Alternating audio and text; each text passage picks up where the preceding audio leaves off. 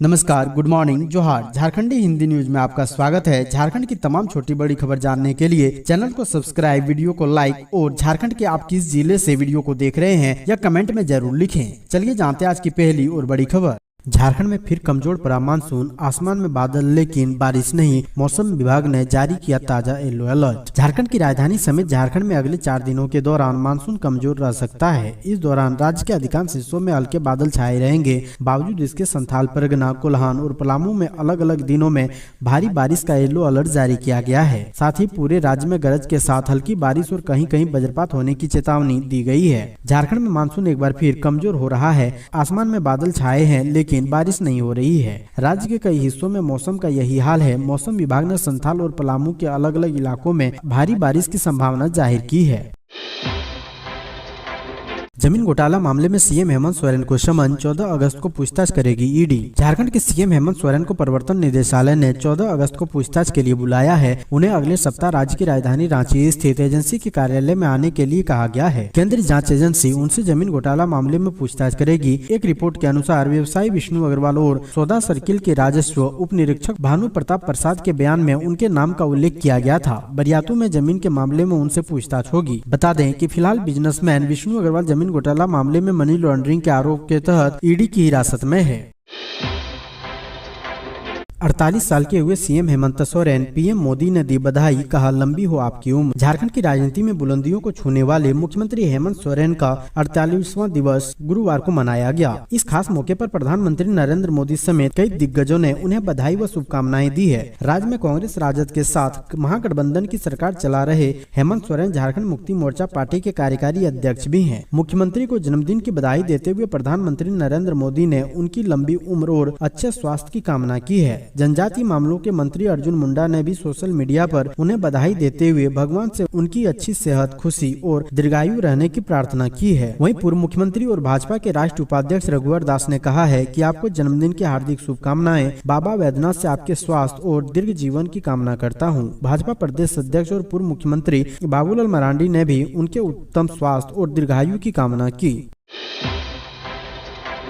Muscat में फंसे झारखंड के मजदूर, 5 महीने से कंपनी नहीं दिया वेतन, खाने का संकट, मदद की मजदूरों ने लगाई गुहार। झारखंड के 6 मजदूर ओमान की राजधानी मस्कट में फंसे हुए हैं। मजदूर वतन वापसी की गुहार लगा रहे हैं। मजदूर बता रहे हैं कि उनके साथ धोखा हुआ है और अब वह वतन वापसी की स्थिति में नहीं है। यह मजदूर झारखंड के बोकारो, गिरिडीह और हजारीबाग के रहने वाले हैं। फंसे मजदूरों में जिले के बेरमो अनुमंडल अंतर्गत पेंक नारायणपुर थाना क्षेत्र के अंतर्गत पोखरिया के युगल मोतो, हजारीबाग जिले के विष्णुगढ़ थाना क्षेत्र अंतर्गत नेरकी के संजय मोतो, उच्चा घाना के महादेव मोतो, अम्बाडी के दिनेश मोतो व अर्जुन मोतो तथा गिरिडीह जिले के बगोदर थाना क्षेत्र अंतर्गत महुरू के किशोर मोतो है। काम की तलाश में पहुंचे यहाँ मजदूरों की हालत इतनी खराब है कि उनके पास खाने के लिए भी पैसे नहीं है। मजदूरों ने मदद की अपील करते हुए एक वीडियो जारी की है जिसमें बताया गया है कि 22 दिसंबर 2022 को मोबाइल टावर खड़ी करने वाली कंपनी में काम करने के लिए ओमान की राजधानी मस्कट गए थे, जहाँ 2 महीने वेतन मिलने के बाद पिछले 5 महीने से वेतन ही नहीं दिया गया। अब उनकी हालत खराब हो रहे हैं और सभी वतन वापस लौटना चाहते हैं।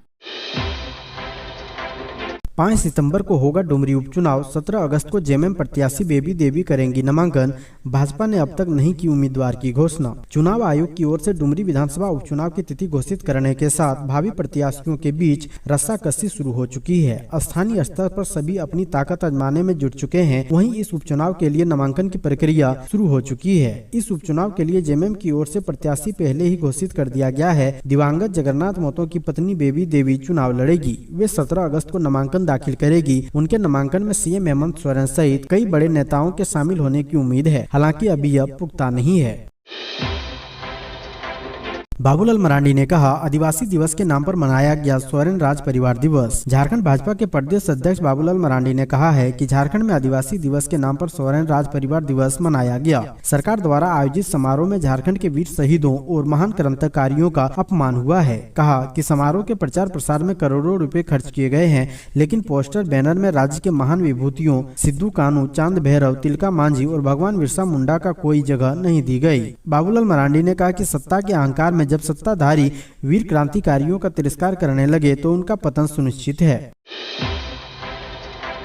एमएलए की गांधीगिरी, न AK-47 न कार्बाइन, तीर धनुष वाला बॉडीगार्ड लेकर चल रहे विधायक जी। विधायक नाम सुनते ही जेहन में जो तस्वीर उभरती है वो होती है लव लास्कर और हथियारों से लैस बॉडीगार्ड से घिरे किसी सफेद पोश की। लेकिन क्या आपने कभी किसी विधायक को तीर धनुष वाले गार्ड के साथ देखा होगा? आपका जवाब भरसक ना ही होगा। लेकिन झारखंड में एक ऐसे विधायक हैं जो AK-47, कार्बाइन और राइफल वाला नहीं बल्कि तीर धनुष वाला अंगरक्षक लेकर अपने विधानसभा क्षेत्र में भ्रमण करते हुए नजर आ रहे हैं। जिनमें विधायक लोबिन हेम्ब्रम इन दिनों एक अलग ही अंदाज में दिख रहे हैं। सुरक्षा गार्ड नहीं मिलने पर बोरियो विधायक लोबिन हेम्ब्रम तीर धनुष वाले बॉडीगार्ड के साथ क्षेत्र में नजर आ रहे हैं। लोबिन हेम्ब्रम एक बार फिर राज्य सरकार पर बरसते हुए दिखे। बीते दिनों मानसून सत्र के दौरान लोबिन हेम्ब्रम ने सुरक्षा गार्ड की मांग की थी। उन्होंने 15 दिन के अंदर सुरक्षा गार्ड दिलाने की मांग की थी। लोबिन हेम्ब्रम ने कहा कि हमने पहले मुख्यमंत्री, सचिव, DGP के पास और फिर केंद्र गृह मंत्रालय को पत्र लिखकर गार्ड की मांग की, लेकिन कुछ नहीं हुआ। झारखंड के इन जिलों में 13 से 15 अगस्त तक चलेगा हर घर तिरंगा अभियान। पूरे देश के साथ साथ झारखंड में भी हर घर तिरंगा अभियान को लेकर जोरों से तैयारी चल रही है। इसकी तैयारी लगभग अंतिम चरण पर है। दरअसल झारखंड के कई जिलों में 13 से 15 अगस्त तक हर घर तिरंगा अभियान चलाया जाएगा, जिसके तहत लोगों को अपने अपने घरों, दफ्तर पर तिरंगा झंडा लगाने के लिए प्रेरित किया जा रहा है। सरकार लोगों को तिरंगा उपलब्ध कराने के लिए डाकघरों पर इसकी बिक्री करवा रही है। धनबाद में भी स्वतंत्रता के 75 वर्ष पूरे होने के उपलक्ष्य में आजादी का अमृत महोत्सव के अवसर पर 13 से 15 अगस्त तक हर घर तिरंगा अभियान चलाया जाएगा।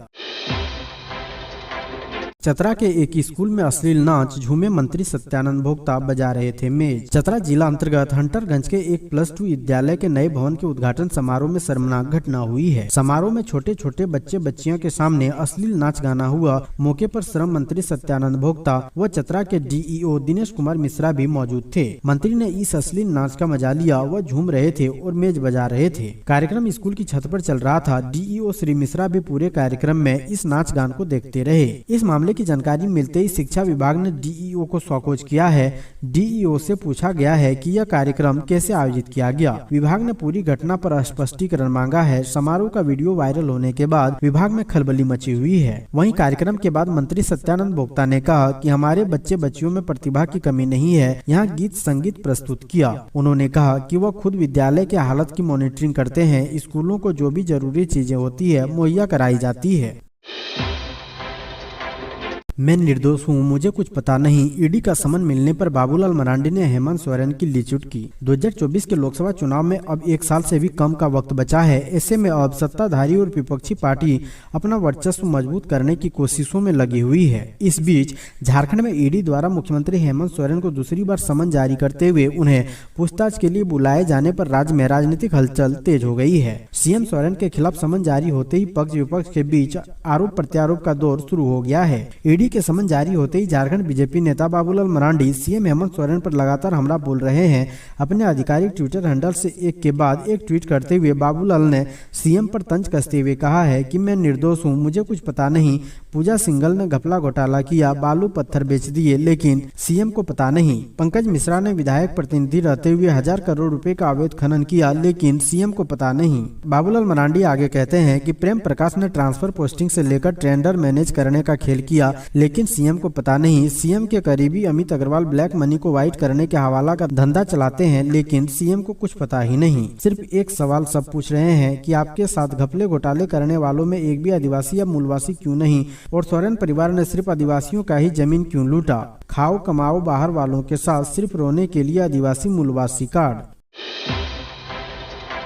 झारखंड के IAS मंजूनाथ भजंत्री पर प्राथमिकी दर्ज, जानिए क्या है पूरा मामला। गोड्डा सांसद डॉक्टर निशिकांत दुबे की शिकायत पर दिल्ली के नॉर्थ एवेन्यू थाने में 0 FIR के आधार पर 11 महीने बाद निवर्तमान DC मंजूनाथ भजंत्री के विरुद्ध कुंडा थाने में प्राथमिकी दर्ज कर ली गई है। दरअसल 3 सितंबर 2022 को सांसद डॉक्टर दुबे ने दिल्ली में तत्कालीन DC के विरुद्ध शिकायत की थी। वहीं 0 FIR बुधवार को कुंडा थाने में विधिवत दर्ज कर ली गई। सांसद ने तत्कालीन DC मंजूनाथ भजंत्री पर official secret act, Deoghar airport स्थित DRDO के प्रतिबंधित क्षेत्र में अनाधिकृत व अवैध रूप से प्रवेश करने, सांसद को साजिश के तहत फंसाने, सांसद को जान मारने की धमकी देने, एयरपोर्ट के अधिकारी पर अपने रसूख का ध्वंस दिखाने, सुरक्षा के साथ खिलवाड़ करते हुए कार्य में बाधा डालने का आरोप लगाया है। पूर्वी सिंहभूम के बरहागोड़ा पहुंचे राज्यपाल सीपी राधाकृष्णन बोले, सफलता के लिए समय के महत्व को जाने बच्चे। पूर्वी सिंहभूम के बरहागोड़ा स्थित तारापत सारंगी डीएवी पब्लिक स्कूल में गुरुवार को वार्षिक उत्सव कार्यक्रम आयोजित हुआ। इस कार्यक्रम में बतौर मुख्य अतिथि सूबे के राज्यपाल सीपी राधाकृष्णन शामिल हुए। झारखंड के पूर्व स्वास्थ्य मंत्री डॉक्टर दिनेश सारंगी ने राज्यपाल सीपी राधाकृष्णन को संबलपुरी शॉल ओढ़ाकर मोमेंटो प्रदान कर तथा शिवलिंग एवं नंदी देकर सम्मानित किया। कार्यक्रम को संबोधित करते हुए राज्यपाल ने कहा कि ओडिशा और पश्चिम बंगाल की सीमा पर राज्य की सुदूरवर्ती ग्रामीण क्षेत्र बरहागोड़ा में टीपीएस डीएवी स्कूल शिक्षा का अलग जगा रही है। बच्चों को संबोधित करते हुए राज्यपाल महोदय ने समय के प्रति ईमानदार होने की सलाह दी। सफलता के लिए समय के महत्व को समझना अत्यंत आवश्यक बताया। उन्होंने कहा कि छात्र जीवन में समय को ध्यान में रखते हुए रूटीन के मुताबिक सभी काम करनी चाहिए। मोबाइल के इस्तेमाल एक सीमा तक ही तथा सोच समझकर की जानी चाहिए।